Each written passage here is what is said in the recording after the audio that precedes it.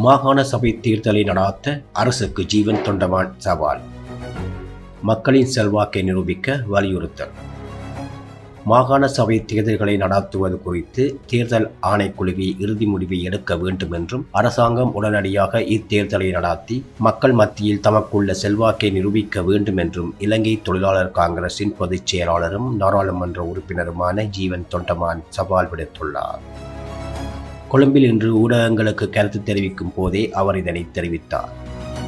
மாகாண சபை தேர்தல்கள் இந்த ஆண்டு நடைபெறாது என ஜேவிபியின் பொதுச் செயலாளர் டெல்வின் சில்வா அண்மையில் தெரிவித்திருந்த கருத்து குறித்து எழுப்பப்பட்ட கேள்விகளுக்கு பதிலளித்த அவர், டெல்வின் சில்வா அவர்கள் ஒரு கட்சியின் பொதுச் செயலாளர் என்ற ரீதியில் அவரது தனிப்பட்ட கருத்தை கூற அவருக்கு உரிமை உண்டு என்றார்.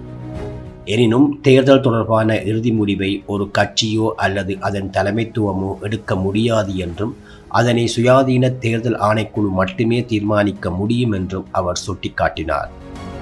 அரசாங்கம் தயாராக இருக்கும் பட்சத்தில் தேர்தலை எப்போது வேண்டுமானாலும் நடாத்தலாம் என்று தேர்தல் ஆணைக்குழு ஏற்கனவே தெளிவாக கூறியுள்ளதையும் அவர் நினைவுபடுத்தினார்.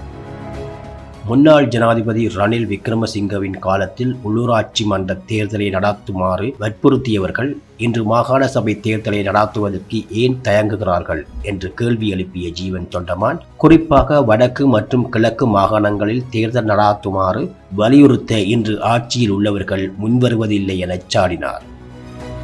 தற்போதைய ஜனாதிபதி அனுரகுமார திசாநாயக்க அவர்கள் நாடாளுமன்ற உறுப்பினராக இருந்தபோது நீதியின் பக்கம் நின்று பேசியதை நினைவு கூர்ந்த அவர், ஜனாதிபதி அவர்கள் இன்று தற்போதைய பதவியில் இல்லாதிருந்திருந்தால் மாகாண சபை தேர்தலை நடாத்த கோரி கப்புக்கொடி ஏந்தி நாடாளுமன்றத்துக்கு வெளியே போராடியிருப்பார் என்பதே யதார்த்தம் என்று குறிப்பிட்டார். அதே நேரம் தற்போதைய பொருளாதார சூழ்நிலை மற்றும் அரசாங்கத்தின் செயற்பாடுகள் குறித்து வினவப்பட்ட போது, ஈரான் மற்றும் அமெரிக்காவுக்கு இடையிலான பதற்றமான சூழ்நிலை காரணமாக ஹார்முஸ் நீரிணை மூடப்பட்டுள்ளதால் உலகளாவிய ரீதியில் பல நாடுகள் பொருளாதார ரீதியாக பாதிக்கப்படக்கூடிய சூழல் உருவாகியுள்ளது என அவர் தெரிவித்தார். இத்தகைய சர்வதேச காரணங்களால் ஏற்படும் பொருளாதார சவால்களின் போது அரசாங்கத்தை விமர்சிப்பதை விடுத்து அதற்கு தேவையான ஒத்துழைப்பை வழங்க இலங்கை தொழிலாளர் காங்கிரஸ் தயாராக இருப்பதாக அவர் மேலும் தெரிவித்தார்.